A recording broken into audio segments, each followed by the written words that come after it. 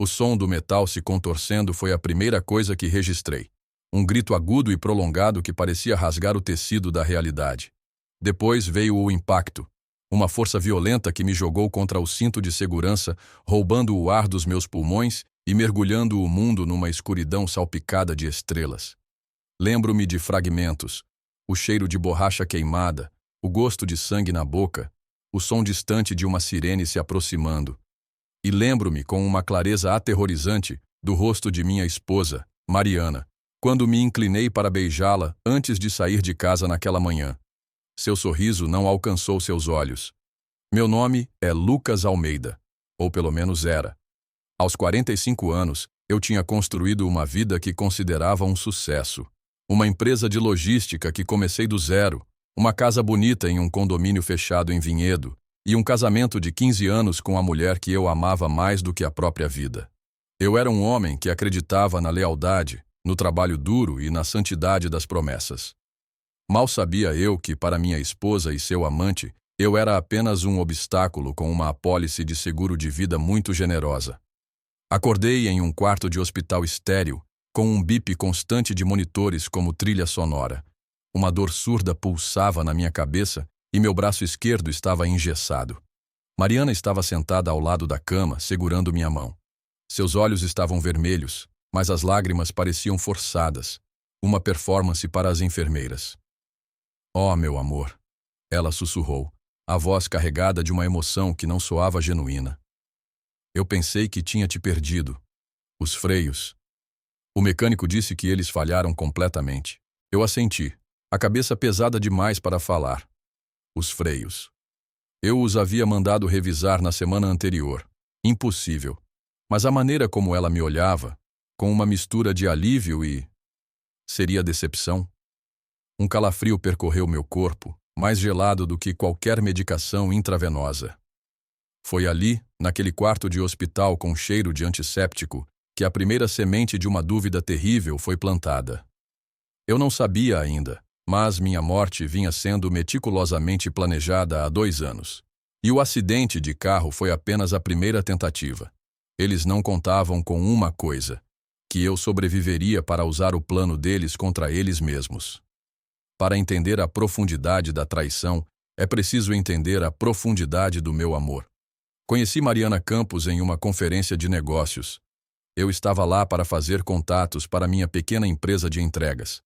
Ela era assistente de um dos palestrantes principais. Ela tinha um riso que podia iluminar uma sala e uma ambição que rivalizava com a minha. Eu me apaixonei instantaneamente. Nosso início foi um turbilhão.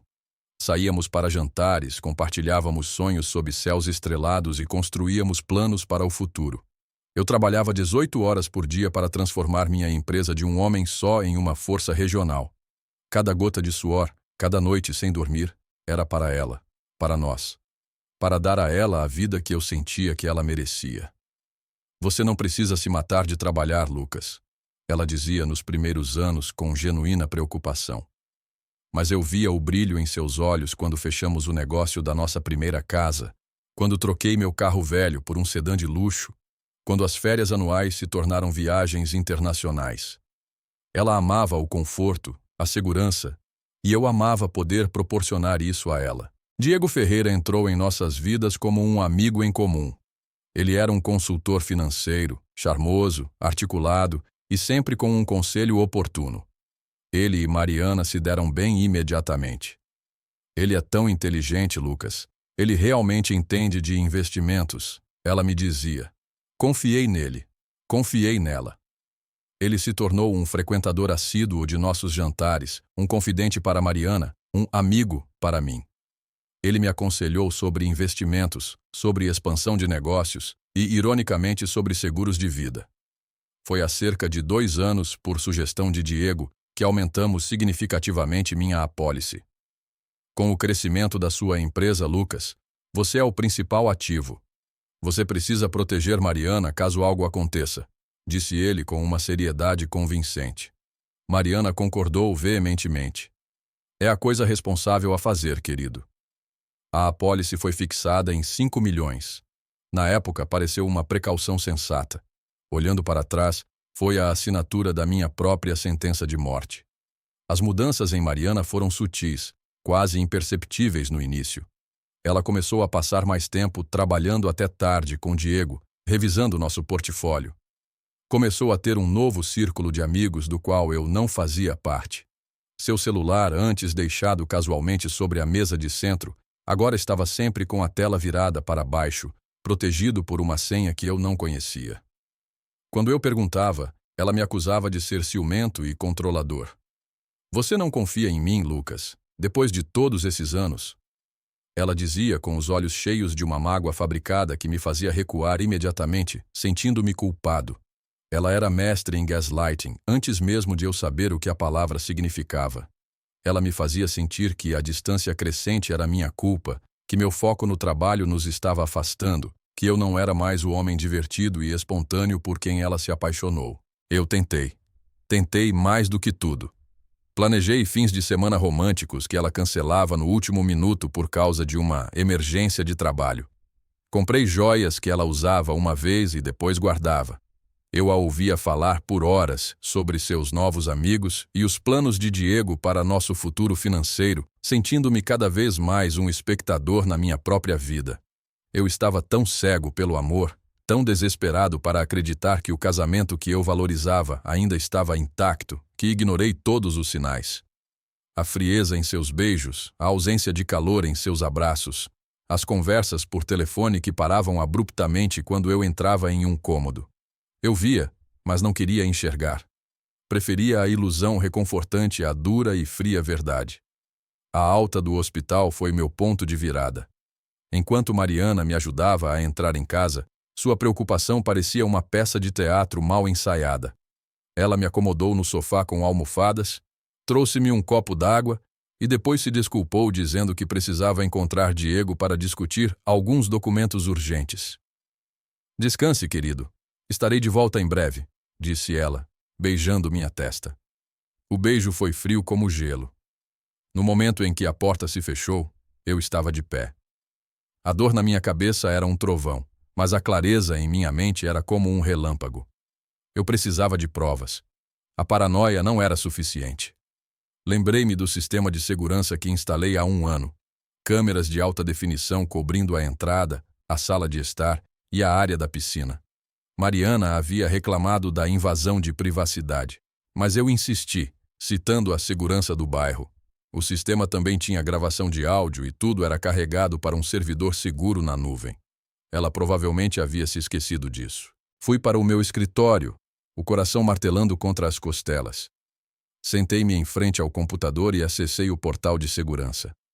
Meu pulso acelerou enquanto eu selecionava a data, 2 dias antes do acidente. Filtrei para a câmera da sala de estar e avancei rapidamente. E então, eu os vi. Mariana e Diego sentados no meu sofá, bebendo meu uísque. A postura deles não era de amigos ou de consultor e cliente. Era íntima, conspiratória. Aumentei o volume, meu sangue gelando nas veias. Os freios estão prontos. A voz de Diego era baixa e calma. O mecânico que contatei deve a mim um grande favor. Ele cortou a linha de freio de uma forma que parecerá desgaste. Ninguém vai suspeitar. A voz de Mariana tremeu ligeiramente, uma mistura de nervosismo e excitação. E se ele sobreviver, Diego? Ele não vai. Diego a tranquilizou colocando a mão em sua coxa. Aquele trecho da serra é traiçoeiro. Nenhuma chance. Em 1 semana, você será uma viúva em luto. Em alguns meses, seremos 5 milhões de reais mais ricos e estaremos em uma praia nas Maldivas. 2 anos. Mariana suspirou. 2 anos esperando por isso. Mal posso esperar para me livrar dele, de sua chatice, de sua constante necessidade de validação. Ele me sufoca. Eles se beijaram. Um beijo longo e apaixonado na sala de estar que construí para eles. Eu caí para trás na minha cadeira, o ar me faltando. A náusea subiu pela minha garganta. Não era apenas uma traição, não era apenas ganância. Era um ódio frio e calculado vindo da mulher para quem eu teria dado minha vida. A mulher que, naquele exato momento, estava planejando ativamente como acabar com ela. Fiquei sentado ali, paralisado, pelo que pareceram horas, ouvindo suas vozes ecoando na minha cabeça. A dor da traição era física, uma ferida aberta no meu peito. Mas por baixo da dor, outra emoção começou a borbulhar. Não era tristeza, era fúria. Uma fúria glacial e precisa. Eles me subestimaram. Eles me viram como um obstáculo chato, um caixa eletrônico a ser eliminado. Eles não tinham ideia do homem com quem estavam lidando. Eu não ia confrontá-los. Não ia dar a eles a satisfação de uma briga ou a chance de mentir para sair dessa. Eu salvei o clipe de vídeo, e depois outro, e mais outro. Horas de suas conversas, planejando os detalhes, rindo da minha ignorância, discutindo como iriam gastar o dinheiro. Cada palavra era um prego em seu caixão. Naquela noite, quando Mariana voltou, eu estava de volta no sofá, fingindo dormir. Ela me cobriu com um cobertor, um gesto de carinho tão falso que me deu vontade de gritar.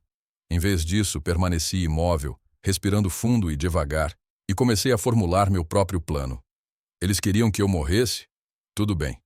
Eu daria a eles exatamente o que queriam. Minha morte seria a obra-prima deles, mas a ruína deles seria a minha. Os dias seguintes foram um exercício de autocontrole monumental. Eu representei o papel do marido convalescente e ligeiramente confuso. Usei a concussão do acidente como desculpa para minha memória fraca. Não me lembro muito bem do acidente, querida, eu dizia. Está tudo meio nebuloso. Isso os deixou à vontade, convencidos de que eu não suspeitava de nada.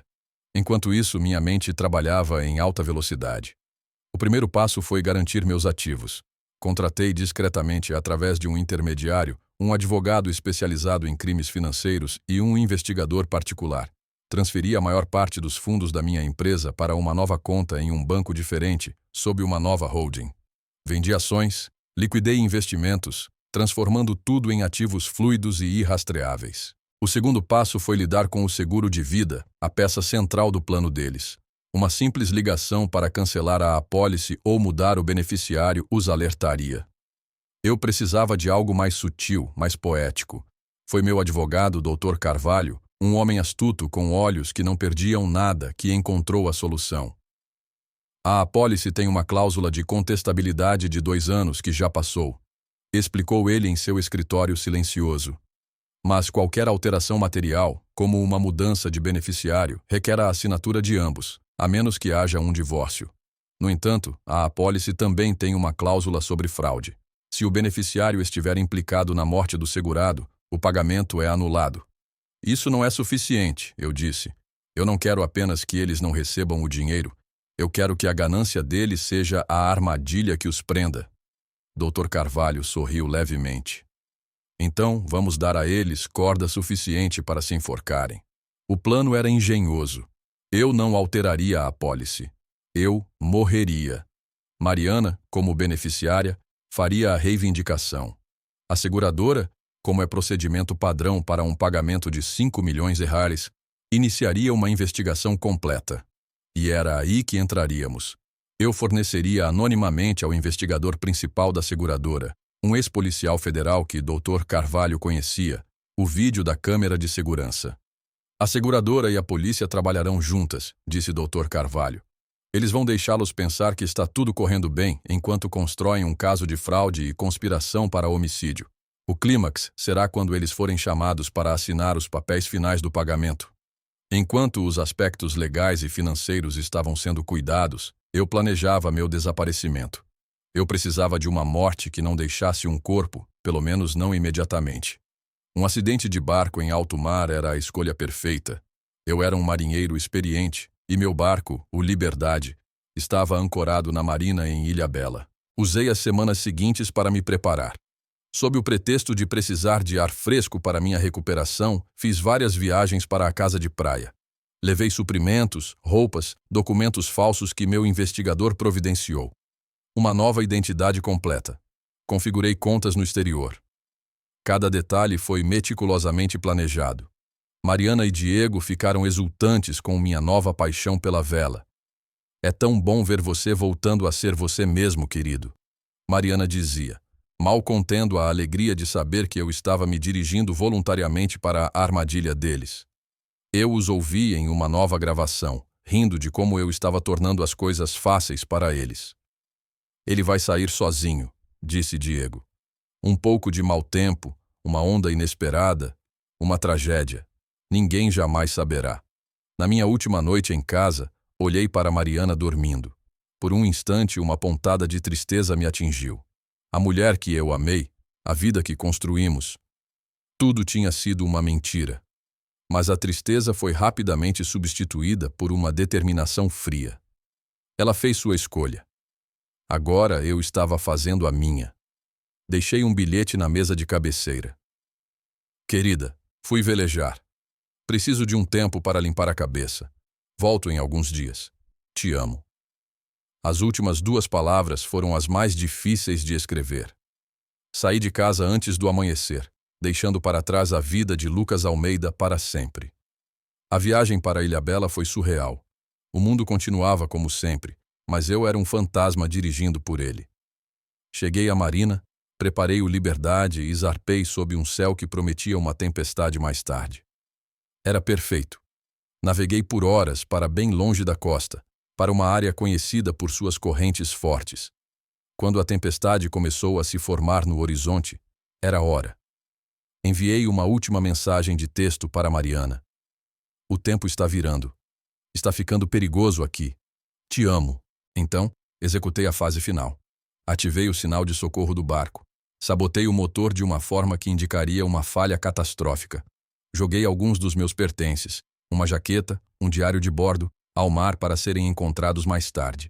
E então, vestindo um traje de mergulho sob minhas roupas, pulei nas águas agitadas e nadei em direção a um pequeno barco inflável que eu havia escondido em um compartimento secreto. Enquanto me afastava, observei o Liberdade sendo engolido pela tempestade. Era o fim de um capítulo e o começo de algo totalmente novo. Eu não era mais Lucas, a vítima. Eu era o arquiteto da justiça. E Mariana e Diego estavam prestes a entrar no teatro que eu havia construído especialmente para eles. 2 dias depois, a notícia chegou aos jornais. Empresário de vinhedo desaparecido no mar após tempestade. A guarda costeira encontrou destroços do Liberdade e alguns dos meus pertences. A busca continuou por dias, mas foi finalmente cancelada.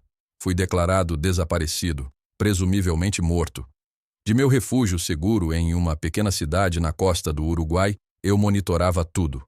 Vi as entrevistas de Mariana para a TV, com o rosto contorcido em uma máscara de luto. Ele era minha vida.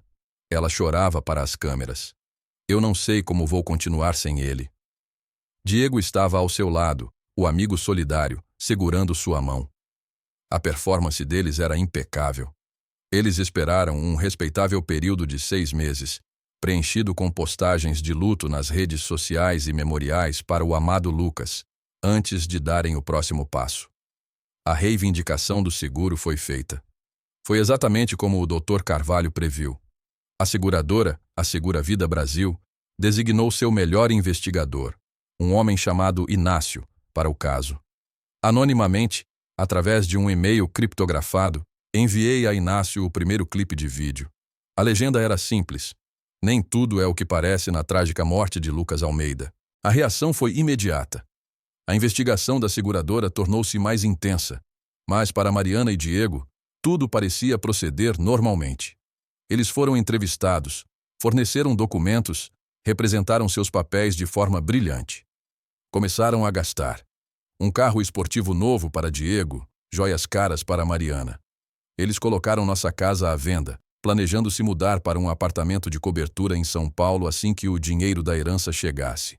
Meu investigador particular me mantinha atualizado com fotos e relatórios. Vê-los celebrando minha morte, gastando o dinheiro pelo qual tentaram me matar, alimentava a chama fria dentro de mim. A polícia, trabalhando em conjunto com a Segura Vida, obteve mandados.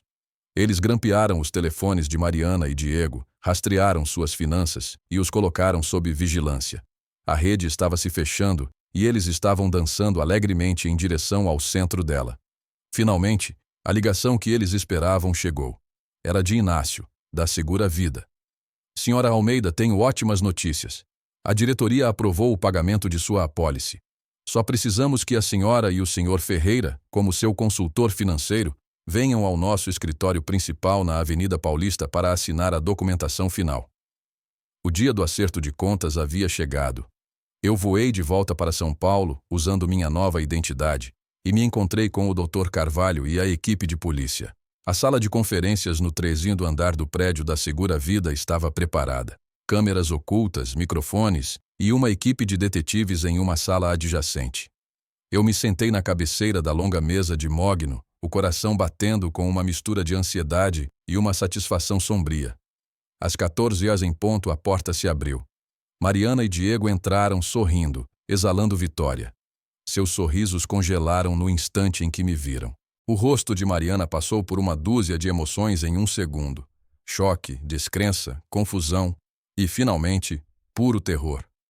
Diego ficou pálido, a boca aberta, sem palavras. Lucas, Mariana gaguejou, a voz um fiapo. Mas você está morto. Relatos da minha morte foram um tanto exagerados, eu disse, minha voz calma e firme. Por favor, sentem-se. Temos muito o que discutir. Eles não se moveram. Naquele momento, Inácio, o investigador, entrou na sala, seguido por 2 detetives uniformizados. Mariana Campos e Diego Ferreira, disse um dos detetives, a voz ressoando na sala silenciosa. Vocês estão presos por conspiração para cometer homicídio, tentativa de homicídio e fraude de seguro. Isso é um erro, é um absurdo, gritou Diego, encontrando sua voz. Ele está tentando nos incriminar. Acho que este vídeo pode esclarecer as coisas, eu disse, apertando um botão no controle remoto. Na grande tela na parede, a gravação da minha sala de estar começou a tocar. As vozes deles, claras como cristal, encheram a sala, planejando minha morte, rindo da minha ignorância. O rosto de Mariana desabou enquanto ela ouvia suas próprias palavras venenosas. Diego olhou da tela para mim, o ódio queimando em seus olhos. Quando o vídeo terminou, a sala ficou em silêncio, exceto pelo som das algemas clicando nos pulsos deles. Enquanto eram levados para fora, os olhos de Mariana encontraram os meus. Não havia remorso neles, apenas um ódio impotente. Você vai se arrepender disso, Lucas. Ela sibilou. Não, Mariana. Eu respondi, levantando-me. Vocês 2 terão muito tempo para se arrependerem. Cerca de 20 a 30 anos, eu imagino. A porta se fechou, deixando-me sozinho na sala silenciosa. A adrenalina começou a diminuir, substituída por uma sensação avassaladora de fim. Não era alegria, não era triunfo. Era apenas o fim de uma dor que eu carregava há muito tempo. A justiça poética que eu planejei foi executada. A apólice de seguro que eles viam como seu bilhete para a liberdade tornou-se a prova irrefutável de sua maldade. A chave que trancou sua cela. Após a prisão de Mariana e Diego, o mundo que eu conhecia se desfez, mas pela primeira vez senti que estava no controle das peças. O julgamento foi um espetáculo midiático.